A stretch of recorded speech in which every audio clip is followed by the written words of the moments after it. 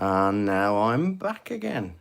So welcome. It's lovely to have your company for another month. Today I'm going to be doing a demonstration on autumn leaves in gouache because I love gouache, and that's how I say it.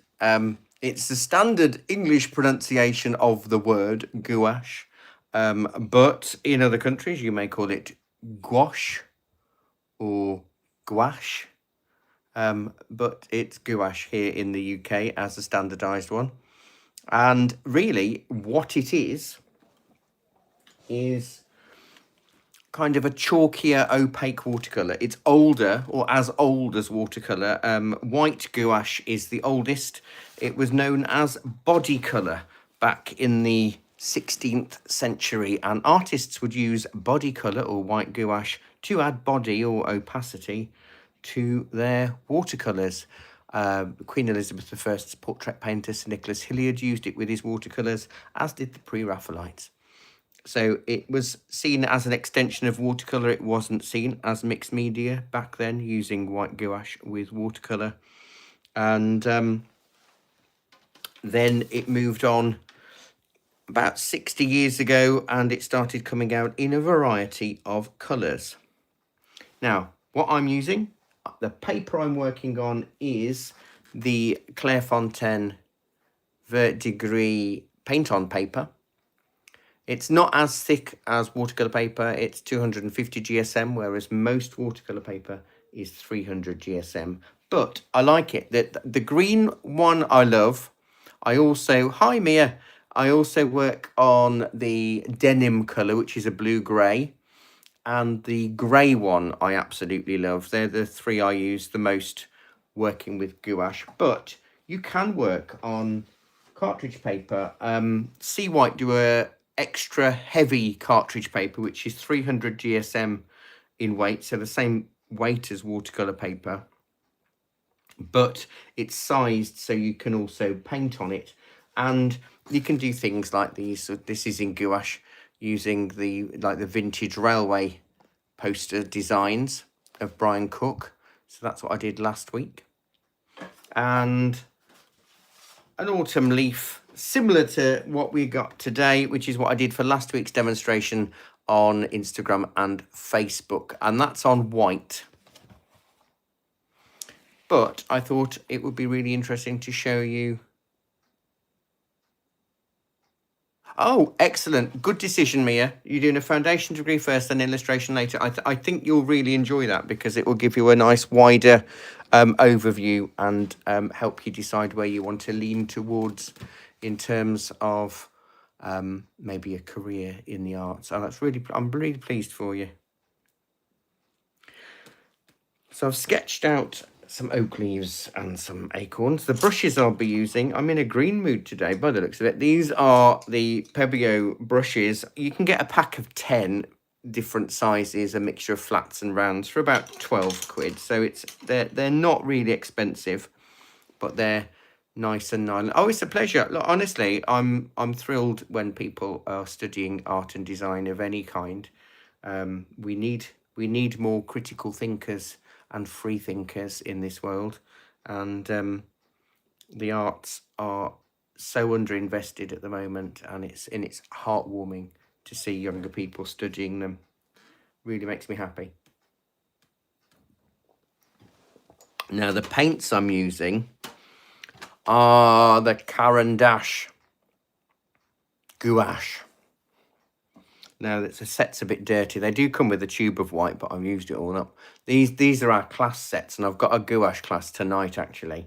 And you get 2, 4, 6, 8, 10, 12, 14 colours. It's about £45, and the tube of white. Normally in my pet portraits, I use the Winsor & Newton Designers gouache, because they are highly pigmented and artist quality, and they are in the tube format.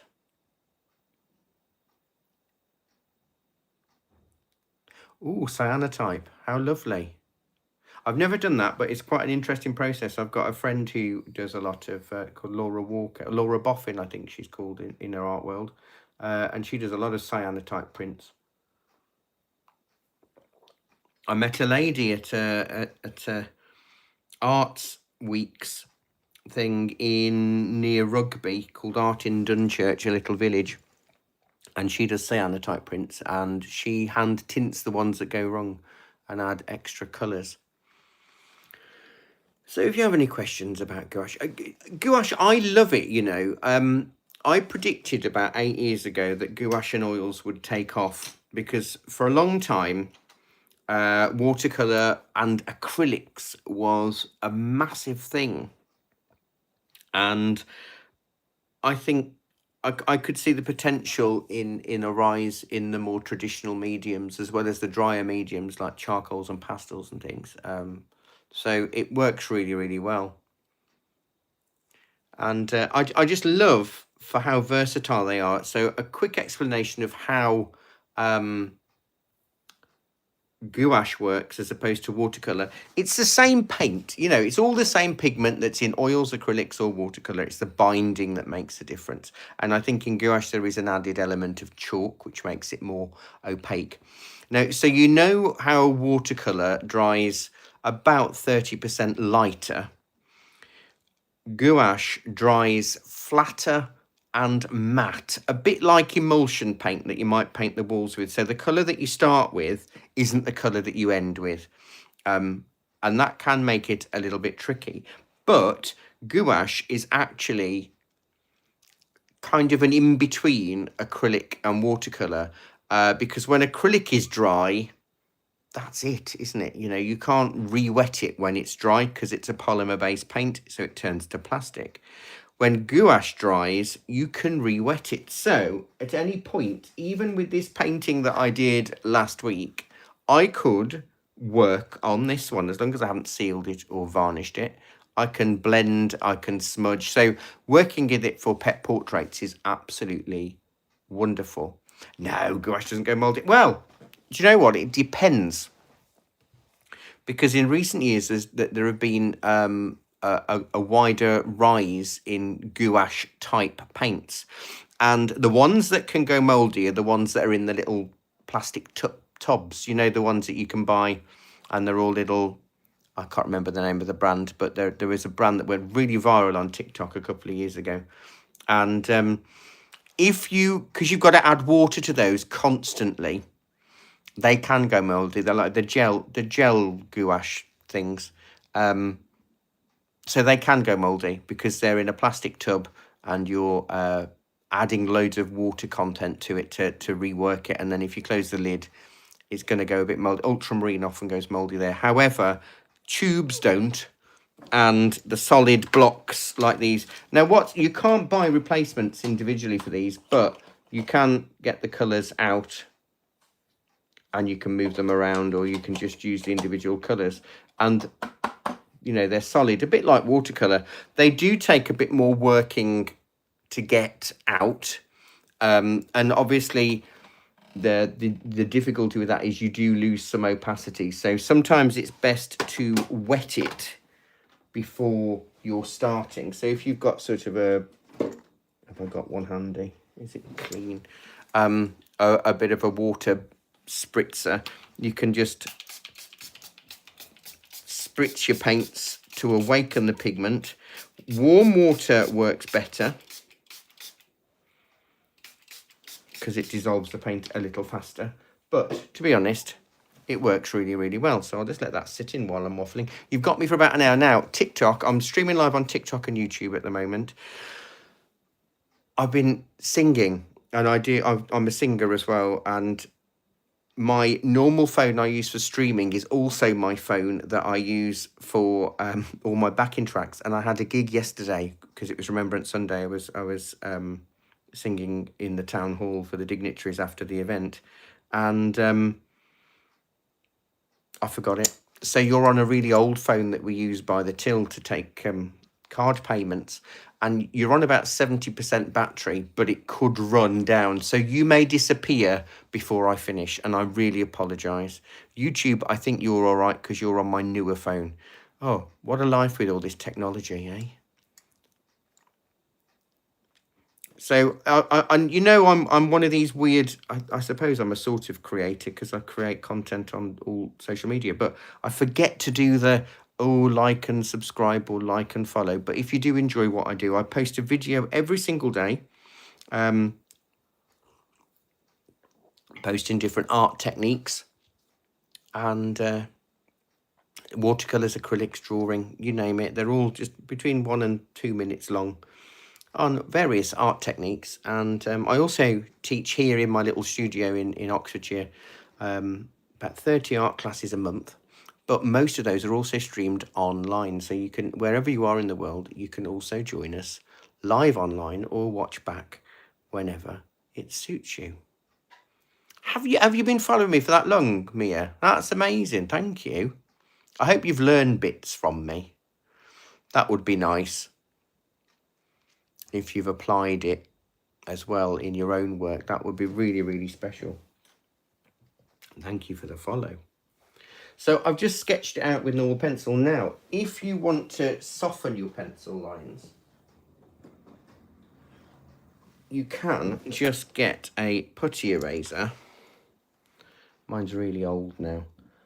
And you can roll it or dab it over. And that just gets rid of any excess graphite.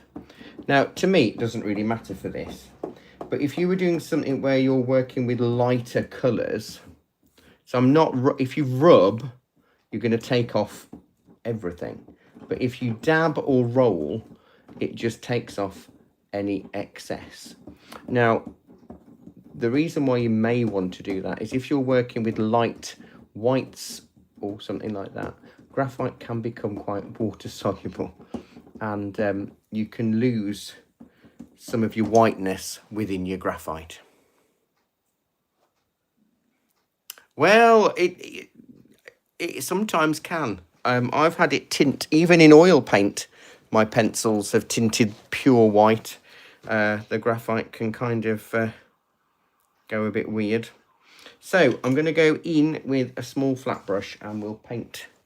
We may as well make a start, haven't we? So I'll go into some cadmium yellow. Or it might be called middle yellow or something like that.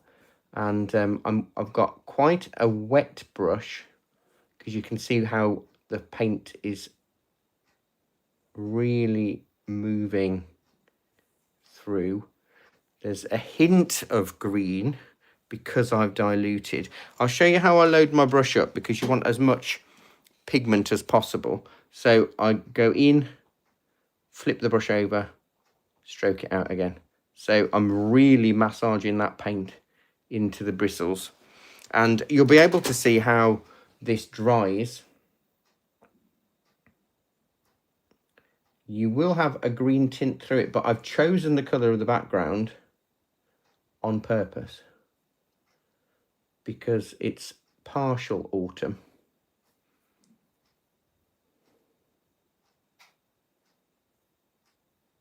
I should be using a slightly smaller brush really, but never mind.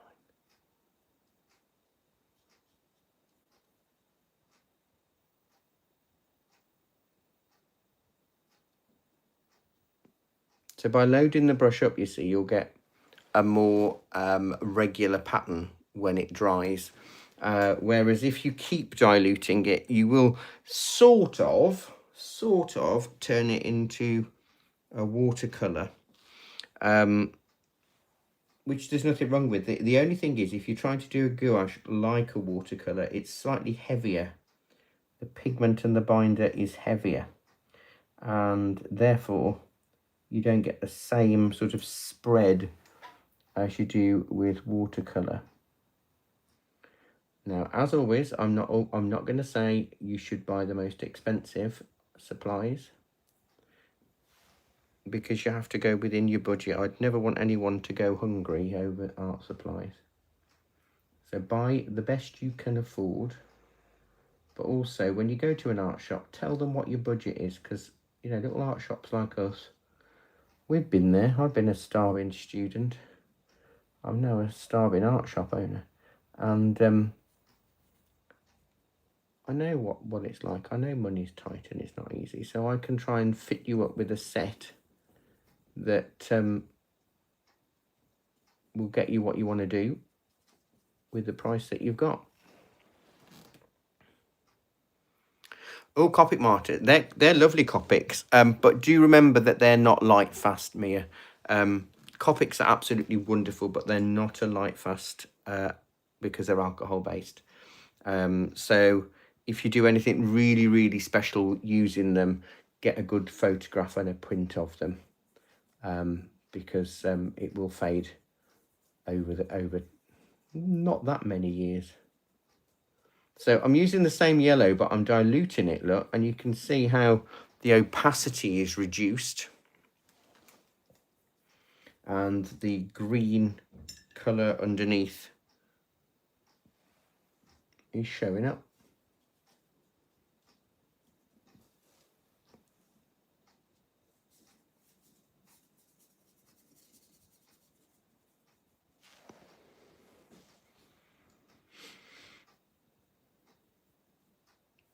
I hope you've all had a good weekend anyway.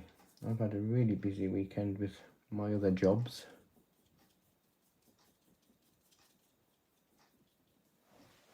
Oh, I haven't put my bird song on. I thought it was quiet. Let's get a bit of bird song on.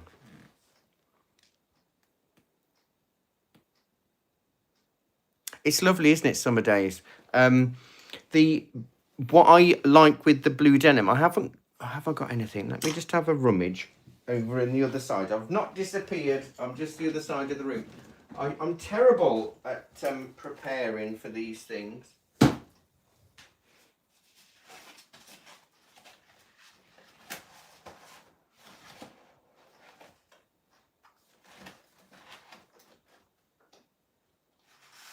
I only do a gouache once a month, you see.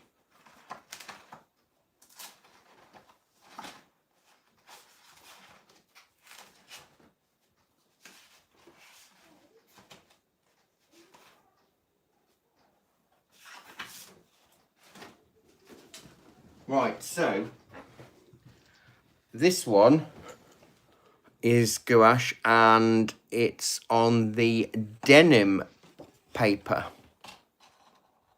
So that's like a blue-grey, a mottled blue-grey by Clairefontaine. But can you see why I chose that one? Because although there's orange there, the predominant overriding colour is blue. It has a very blue theme. So I chose the blue background to help accentuate that. So all the colours are tied in. Oh, Mia, I'm painting upright for the cameras. I hate it.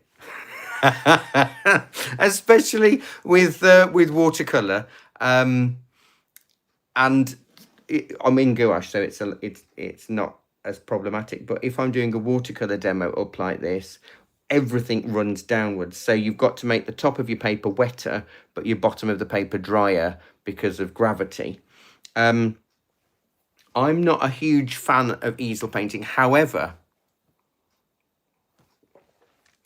you're getting some good questions today, Mia. The problem is working flat. If your picture is upright and your painting is flat, your perspective is going to be different. So all of your angles and all your lines will not be the same. So if you see portrait painters and things, they will have their image upright and their painting upright, and that can match the angles. Because if you look at the difference of my hand, flat compared to long, upright.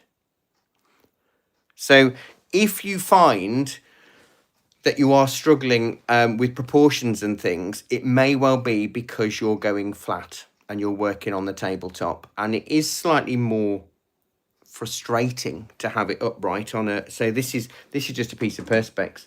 But you could get a piece of MDF or something from B&Q or wherever. They have an offcut section, so you can easily get something. But it does make a difference to your perspective and your angles. So try it, especially with portraits or anything with sort of buildings or defined shapes, leaves and stuff. It doesn't really matter. But I honestly would try it out and see if working flat or upright will make any difference. No, it's not cheating. It is not cheating at all. What I would say, I'm just mixing a bit of red, yellow and brown together. I want to put a bit of autumn tones on here.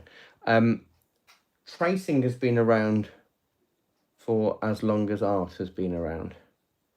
Artists have always done what they need to do to get the effect that they want as quickly as they can get it. I have a book from, it's called the Artist's Handbook, the Craftsman's Handbook by Cennino d'Andrea Cennini, and it was written in the 15th century, and it's the first art book ever written, and he was a student of the artist Giotto, and in it tells you how to make tracing paper, and it's the best tracing paper I've ever made. And basically they encourage students to trace artists' work that they admire in order to learn how to do it. Now, back in those days, artists were trained heavily how to draw and sketch and, all of that kind of thing. So drawing is essential. So I would never say tracing is there to, I'm using a bit of yellow ochre now, is there to replace drawing, because it isn't, and it shouldn't ever. But you can certainly speed up a lot of your time by tracing, but never make it take precedent over your drawing. Always still do a good drawing practice. But all of Caravaggio's paintings were traced. Vermeer traced. Canaletto, all of his wonderful Venetian scenes, they were all traced. They used camera obscuras back then, but they traced. They did what they had to do. Excuse that motorbike, very noisy. They did what they had to do, because just like today, people are impatient and they want their commissions as fast as they can get them. So tracing is not cheating as long as it doesn't take precedence over drawing. And it was never seen as cheating. It's only been in the last 40 or 50 years that tracing has been classed as cheating. I do it. I've done it a long time, and when I worked in a stationery shop when I was a student, we used to get professional artists coming in all the time,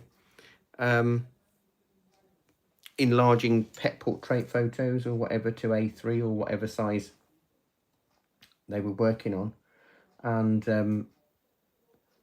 that way they could plot out, they got a very tight deadline, and they could plot out the basics. Because when I'm doing a paint and Prosecco class, say, I provide a printed outline for everyone. So I've got 18 people, all with exactly the same traced outline.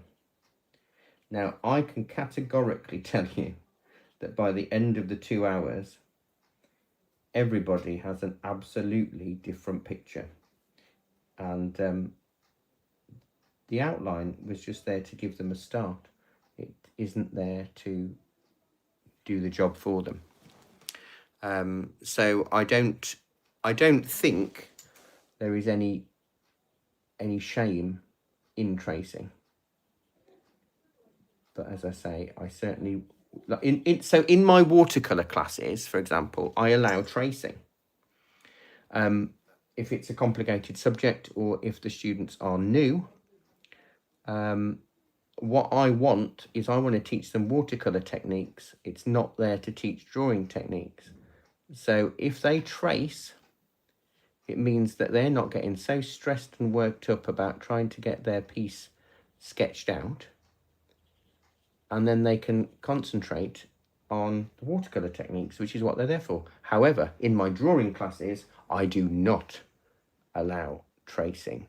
Occasionally I've shown the grid method and a few other examples of different ways of plotting out your work, but generally no tracing is allowed, because you're there to learn the drawing techniques.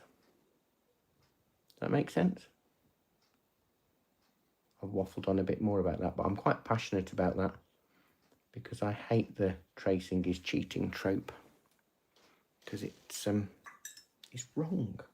So you can see here what I've done. I'm kind of mixing it in a sort of watercolory style. So I'm leaving the veins white.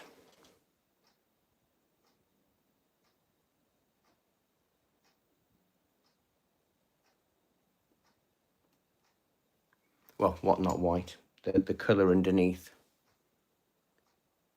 So I'm having things pop up on my screen. I can't multitask. So I can see the yellow there. And because gouache can be reconstituted, it allows me to pick up the colours that are already on the paper. Now, of course, if I keep working at it and overworking it and not letting it dry in between layers, what will happen is that I'll wear through the paper. But it's why I'm using a soft bristle brush. These are soft nylon brushes, and I won't do too much damage. However, I will if I keep faffing.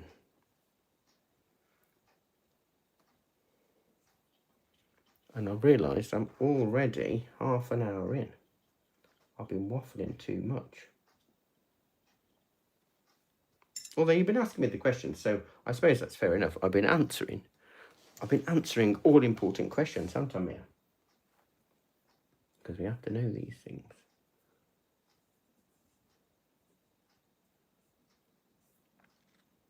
I'm really glad you're going to do foundation art. I think that's amazing, and I think you'll enjoy it.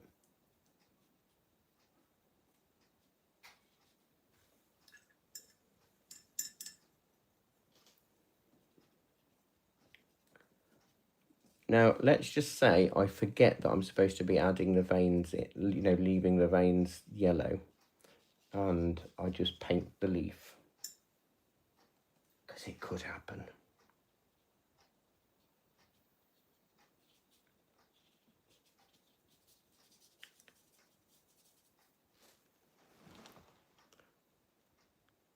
Councillor, thank you very much. So we're adding a few. I'm going to do some green in a minute, because I know it's an autumn leaf, but autumn has so many different tones and shades. I think it's just quite interesting to play around with it all. I've sort of got a reference image, but I don't always follow it. My reference images are exactly that. I refer to them occasionally, or sometimes totally forget I've got them. Unless it's a pet portrait. Obviously, if somebody wants me to do their poodle, I look at that. I don't just make it up and go, oh, I think a poodle looks like this.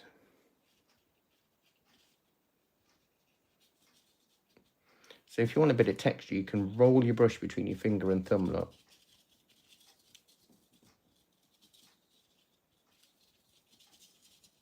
And it makes it a little bit more interesting.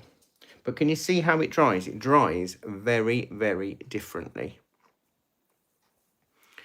And it makes a big difference into how the whole approach works with gouache. And because it's opaque, you can paint with it in so many different ways. You can treat it like a watercolour, or you can put lights on top of darks, which I'm going to do in a bit, because it's all exciting. Right, let's make a green. What should I use? Lemon yellow and ultramarine, I think. But yeah, the having the green-grey paper, the verdigris paper underneath, I actually really like because of how it puts everything in that with that tone. There's a hint of cadmium yellow in the acorn, so I'll put a bit of that in here and here. I know I talk too much, but it's interesting. I've been teaching art for nearly 30 years, and I have to qualify that by saying I was very young. I was only 17 when I started teaching art classes, so don't go thinking I'm some wrinkly old man, because well, I am. But I forgot what I was going to say now. See, that is old age, isn't it? What was I talking about? Oh, I don't know. Oh, yes, that's it. I remember now. I talk a lot, but I never used to talk this much. However, during lockdown, when I moved all my classes online, a lot of my students had no one else to talk to. So basically, I did my art lessons like a radio show. And I haven't stopped. Still wittering on. Could add a bit of brown if I want those acorns to sort of feel like they're starting to turn a little bit. Sadly, the oak tree in the park by the shop here has had that blight, and there are no acorns this year. They've gone. They look like walnuts. They're really weird, and that's very sad. But you can see how you can build it up. I want to put highlights in this shortly, so you can see how things are going to go.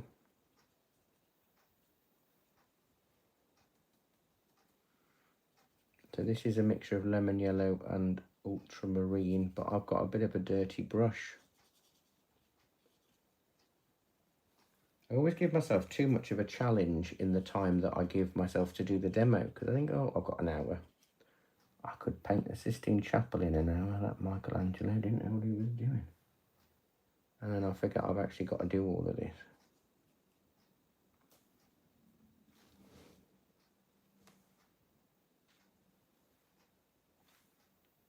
So the class I'm teaching tonight is we're doing a view of Lindisfarne, and that's in gouache, but we're going to do that on white watercolour paper.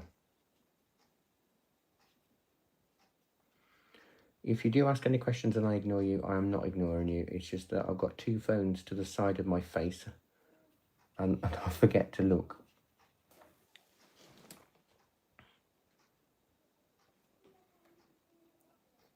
Right, it's coming on. It's looking like something, isn't it?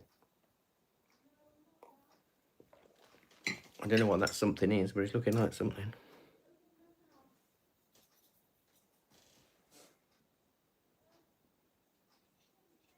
But it's really interesting just to see how gouache dries, because it isn't what you think. Even if you work on a white palette, the colour that you're left with is not the colour that it dries. So it can get a bit stressful, or you could just sort of go, well, we'll see. I try to allow for it to go darker, but I build up in layers. So an A4 pet portrait for me might take, I don't know, 12 to 14 hours. And a lot of that time is me watching paint dry, just to see if I need to lighten it or darken it or change the contrast at all.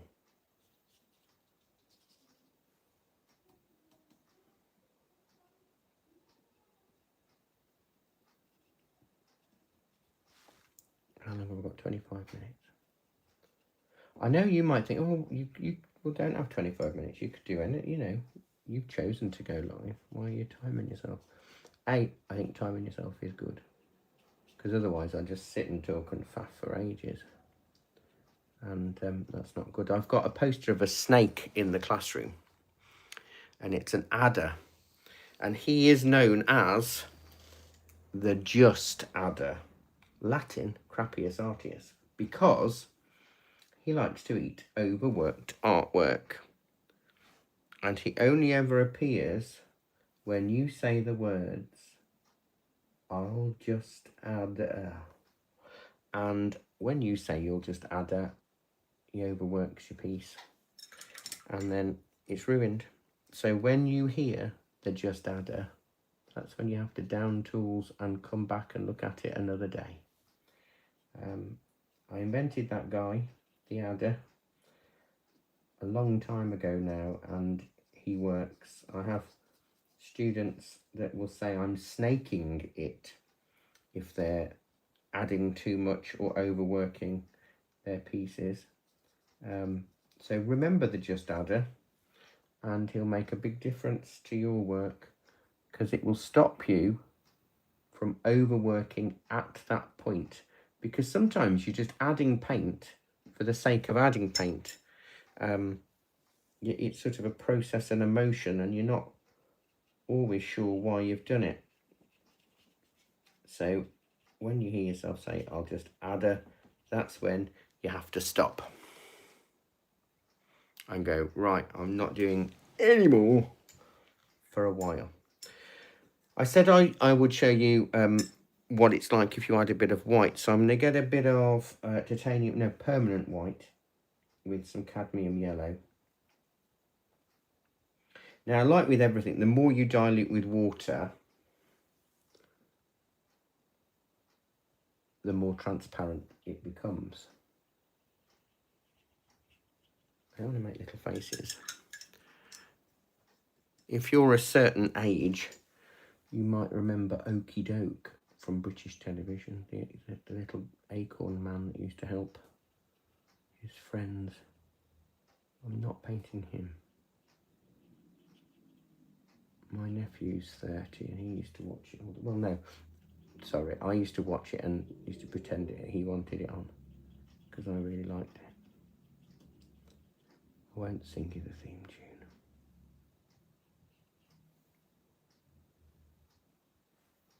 By Cosgrove Hall, brilliant animating company. Can you see how that white just makes it go? Now, I will say, camera tends to make the white, it kind of exacerbates it and brightens it, which is a bit frustrating. Now, if you notice so far, I've done all of this with just 2 brushes. I've used this small flat brush. I don't really talk about the sizes, compare them just to how big my hands are, because to be honest, brush sizes are not universal and they are not standardized. So a size 2 round brush in one make is not the same as a size 2 round in another make. So it gets very confusing. We get people in the shop all the time going, oh, my art teacher says I need a number 2 round. And I go, but what size number 2 round? Oh, I don't know. So you need to think about size. So it's more like ladies' clothes sizing than shoe sizing when you're thinking about brush size. You know, it might say it's a 12, but is it really? And it gets very confusing. Sarah Jane, you can come again. Thank you very much. That's very kind of you.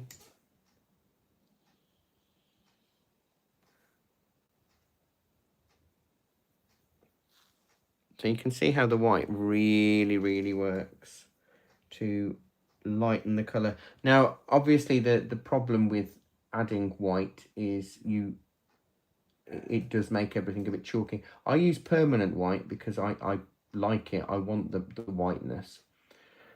But if you want it more subtle, you could use a zinc white or a mixing white, which if you mix that with a yellow, you get a pale yellow, whereas if I mix this permanent white with a yellow, you get a cream or a sort of magnolia colour.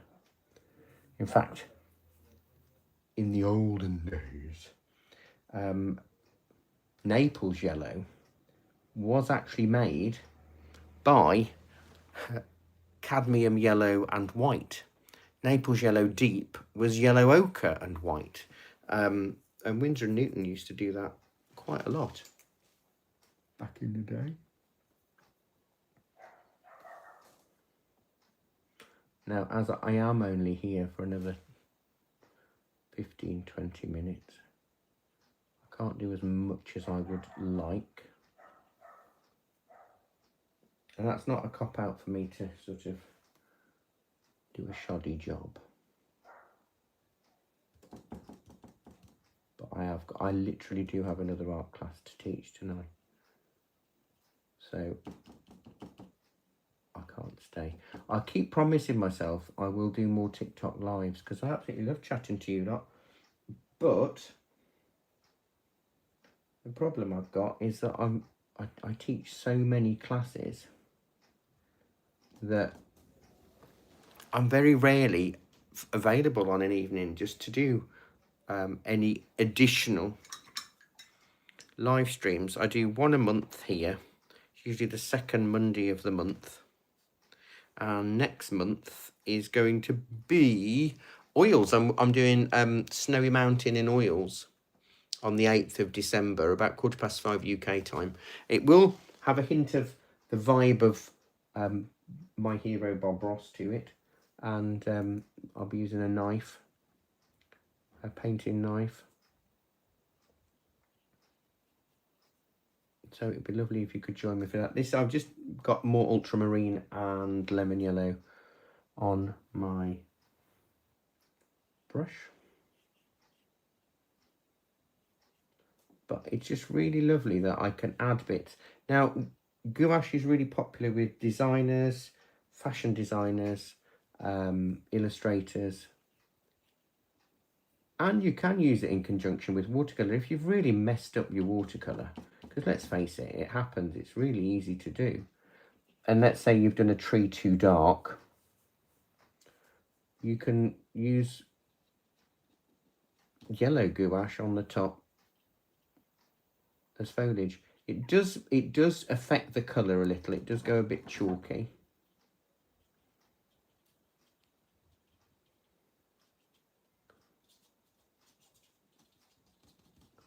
But it's a possible option. It's good, isn't it? And you saw, it is just blobbing. I'm not doing anything hard because I haven't got the patience myself. I can't even do a jigsaw.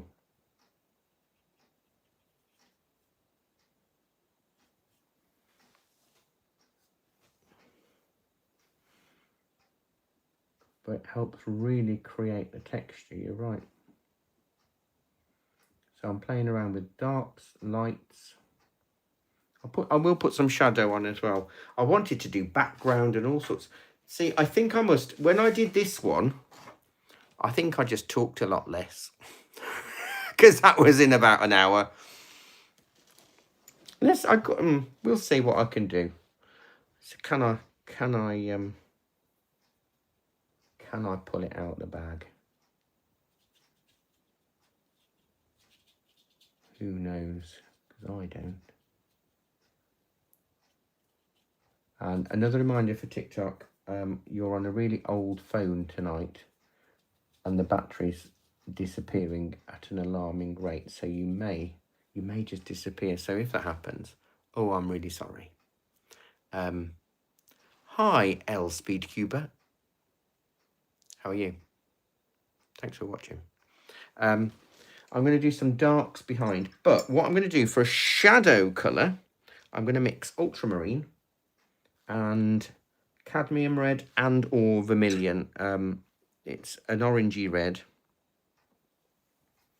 but you want it more blue based, especially because we're working with leaves and natural things. But I love purple as a shadow colour. I use it all the time. So did the Impressionists. Renoir basically composed his whole paintings around shadow, but he used just neat ultramarine for his shadow. I'm not that brave. But I do want the shadow of the acorn. Let me go a bit, I'm going darker now. I really want it to sort of pop out.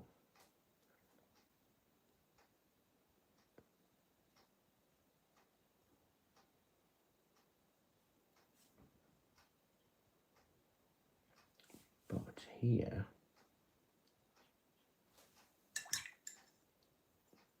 I don't want to get rid of all of that paint on my brush.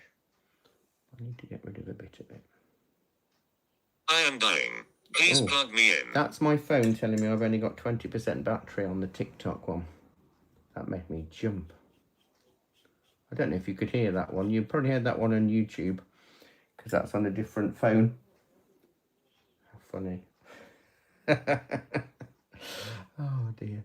Right, so we'll have a sort of bit of a shadow from that leaf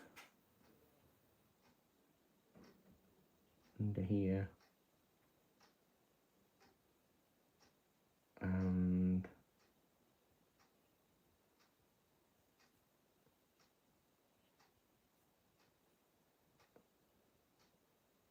a bit of that acorn shadow there.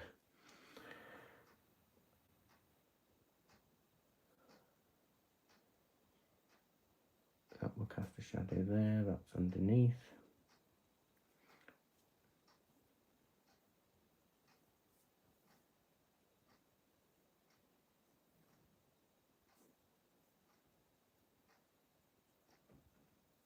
Apologies if that made you jump, because it made me jump.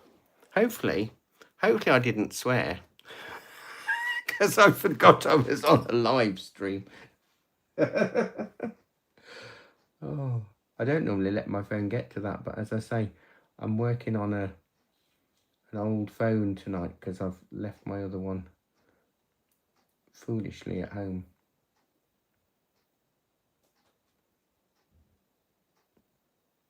And I can't even remember how I did it, but it always tells me when it gets to 20%.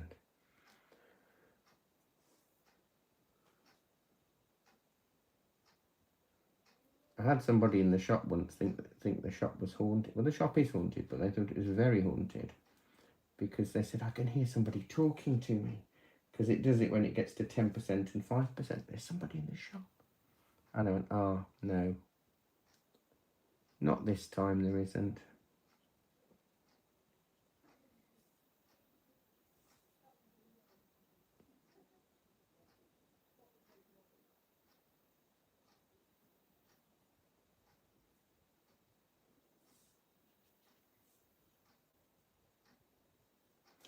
I think it's starting to look a bit more three-dimensional. Oh, I can tell you loads of ghost stories in this shop. I've experienced loads of things. Always after 9:30. Well, not always after 9:30. There was one time it happened in the middle of the working day. But the rest of my experiences have all happened after 9:30 at night. They've settled down a lot lately now, because I tell them off.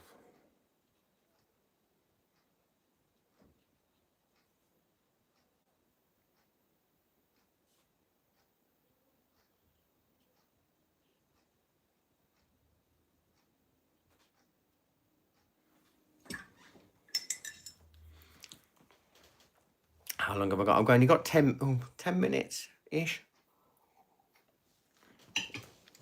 So the first time we had something happen was one of my staff was doing a stock take on the shop floor, and a whole shelf full of pads and canvases just hurled onto the ground. I mean, oh, that's a bit strange. So we, because our shop is based out of the back of a cafe. So the cafe's at the front, and we are what would have been the back garden. And there's still a window between us and the cafe that's been boarded up. And this shelf was all in front of the window.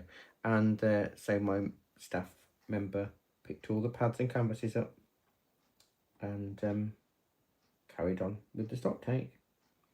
And then a few minutes later, happened again. And I said, oh, do you know what? I wonder if it's the lady of the... These have always been shops. I wonder if it's the lady of the shop. She wants to do a bit of cleaning and she wants the window open. So let's leave the window area free. And nothing happened after that. Then for 3 weeks in another occasion, another year, because we've been here for 15 years, on another occasion, this is all still that sort of aubergine purple shadow. We kept getting, when the cafe used to come in the morning, there's a metal gate that splits off my shop to the cafe. Every morning at the gate on the floor was a pack of pencils, coloured pencils.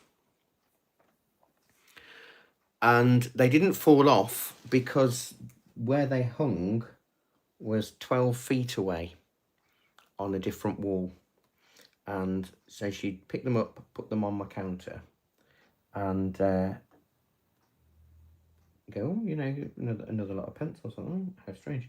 And then the next day, a different pencil thing from the same wall, always from the same wall. And I said to the cafe lady, I said, I wonder, because she's also my landlady, I wonder if that's a sign. I'm going to check, because it was a studded wall with a hollow top. And sure enough, when I looked over the top of the wall, it was flooded. It was flooded because what had happened, they'd had a roofer in and they'd felted over the toilet overflow. And it was actually filling up and potentially damaging the cellar and the other shop next door. So I had to take the whole wall down or whatever, and that's where all those pencils were. And once I fixed that and we found the solution, never happened again. There was another time, I told you I've got lots of stories. There was another time where I finished teaching a Monday class and a Monday evening class, and it was about 9:45 at night because I'd been chatting to students and what have you, so I was a bit late. So I went to cash up, and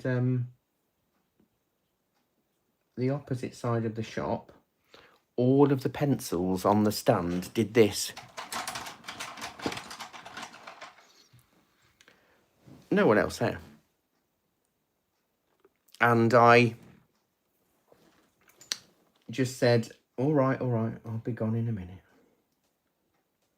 And I finished cashing up and I left. No problem at all.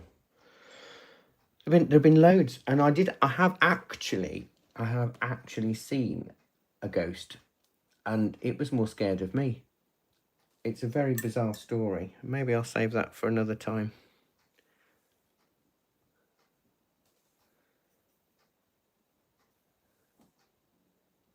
I'll save it for the December demo. Remind me. Because I am running out of time with this one. What are we thinking? Is it looking all right?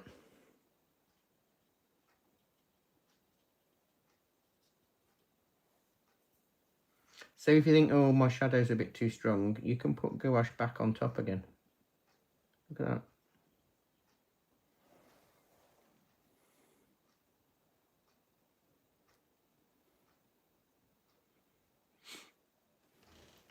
Now, if I wanted to, well, it's not always about want, it's about the time, isn't it?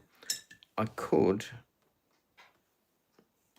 make a nice dark green and do some sort of hints of leaves behind, so I could sort of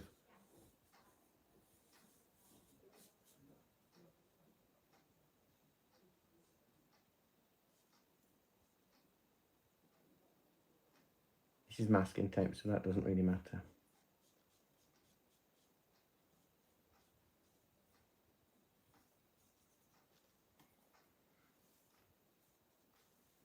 Because it kind of adds, so it doesn't feel just like a still life of a couple of leaves. I want it to feel like it might be on a tree. I'll stay till 20 past. That's fair, isn't it? Then I've definitely done an hour. It just adds a bit of something, I think. And if I change the colour, so there's even some yellowier ones in here.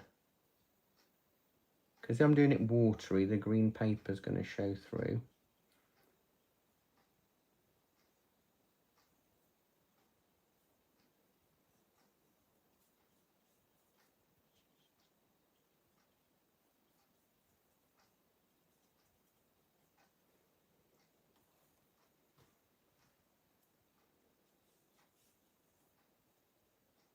I do love a good oak.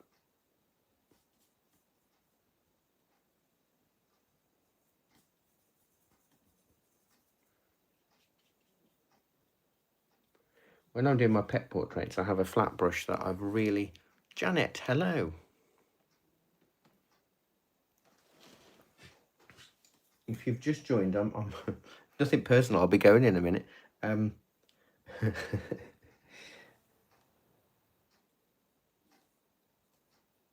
I've been on around about an hour.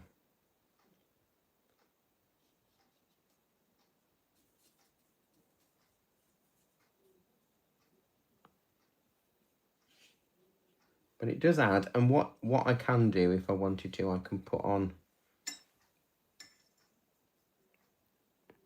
my last moments. I know. Hopefully where it goes, oh, that's not a bad picture at all. He knows what he's talking about. I'll give him a follow.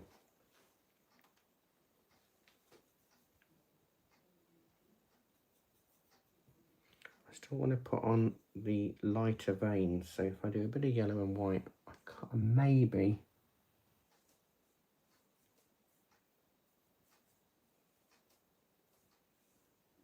Because that's the sad thing with a TikTok live, is when it's gone, isn't it? As soon as I finish, it's disappeared. Which is why when, and Facebook have started doing that now, within 30 days you lose a Facebook live stream.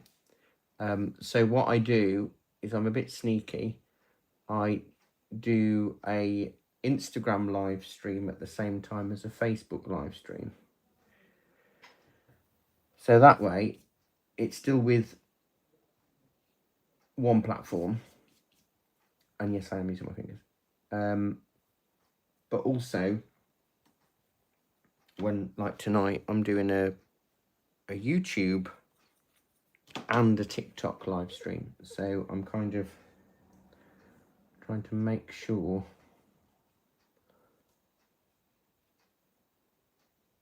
it still exists in some realm.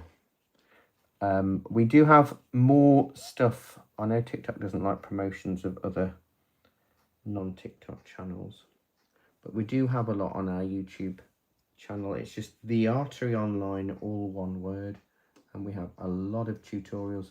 There's a lot of them, you know, I cross post, so I do have a lot of my 1 minute videos that I share on TikTok on there. But we do have some longer full-length demonstrations and some really good playlists on colour mixing and colour theory as well. So if you've enjoyed this, hopefully you'll find me or you'll follow me on here, because I know what I'm doing with the art world. I don't know what I'm doing with social media. How we got 10,000 followers on TikTok, it blows my mind. So if you're one of them, thank you very much.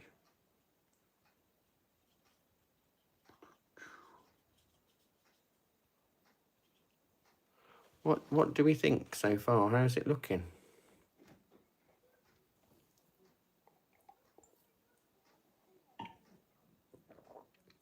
Does it look all right? Now, you see, when I did it on last month, I'll put a bit of shadow here.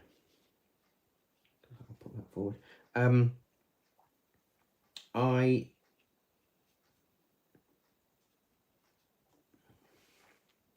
I had to fill in the background. But I don't think I need to do that because we've already got things going on in the background, haven't we? We've got green leaves. We've got things happening, but I could dilute it even more. If I dilute some greeny colour even more, I can just sort of hint. Now TikTok, oh, I've done an hour. I've got a slider puzzle piece to prove that I'm still here and I haven't fallen asleep. Right, I think I'm back to you now. I thought it was my battery going, but it isn't this time. It's it was TikTok making sure that I was still doing a live stream. Very interesting. But yeah, I'm not. I mean, on our other social media, we've managed to get like 75,000 followers on Facebook. And I don't know why people listen to me waffle on, but I'm glad they do.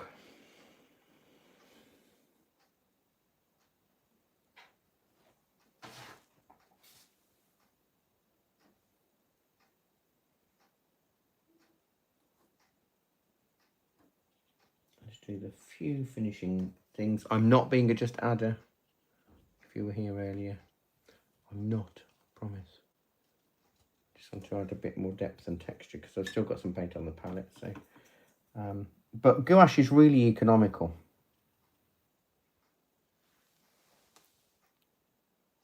Really economical, and you use a lot less than you think.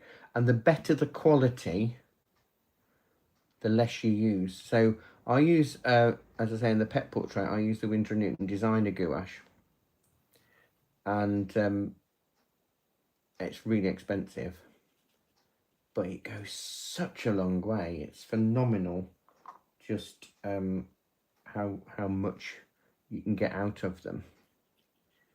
And that works really well because, you know, I've got tubes years and years old.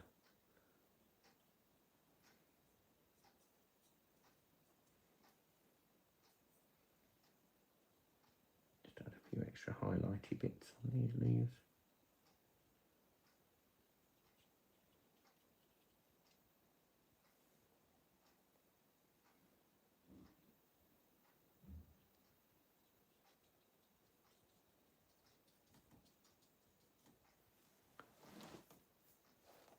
You may ask what type of paper I'm using.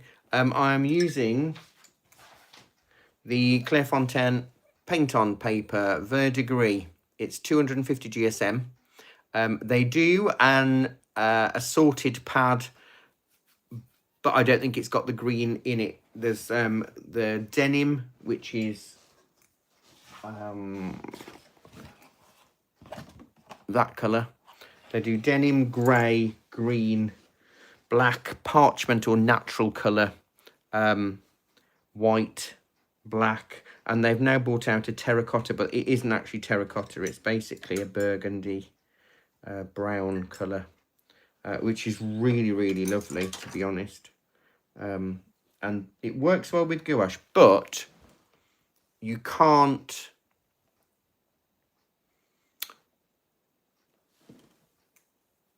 overwork it, because if I add too much water, I'll lose it. You know, the bubbles will appear. It will start. I'm forgetting this. There is a word for when that happens, and I can't remember what it. I don't know. But it hopefully this sort of helps. It is less daunting if you can find an overriding colour, like with, I'm using white tonight for my class, but like with this one, the overriding colour is blue. So I used blue.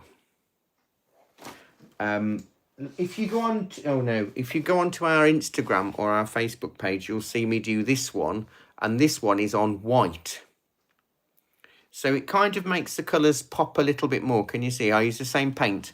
So the green does shine through. If I used really heavy, thick, opaque gouache, then I could get it to that. But you can see the difference in the vibrancy of colour. I could load it up a bit more with that yellow, look, if I just use that yellow there, but it is gonna be more vibrant on the white paper, because the white paper is going to show through and glow like it does in watercolor. So choose the color of your paper in gouache wisely. If you can't work out what you want, just go with white watercolor paper and you're fine. Or if there's a variety of, if there's not really an overriding color, you can choose. Oh, I think battery's gone. So YouTube, you still got me, but I think I've finished now. What do you think? I think it's done.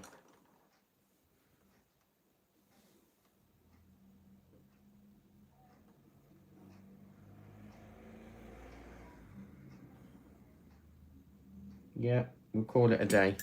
So next month for you will be the 8th of December. And we're going to be doing oil paint, probably water mixable oil if I'm honest, because it's a bit easier to work with in the classroom. And we'll do, that's it from the front, look if I can get the angle around. We'll do Snowy Mountains in oils next month, around about 5:15 on Monday, the 8th of December. So take care, thanks for watching, see you soon.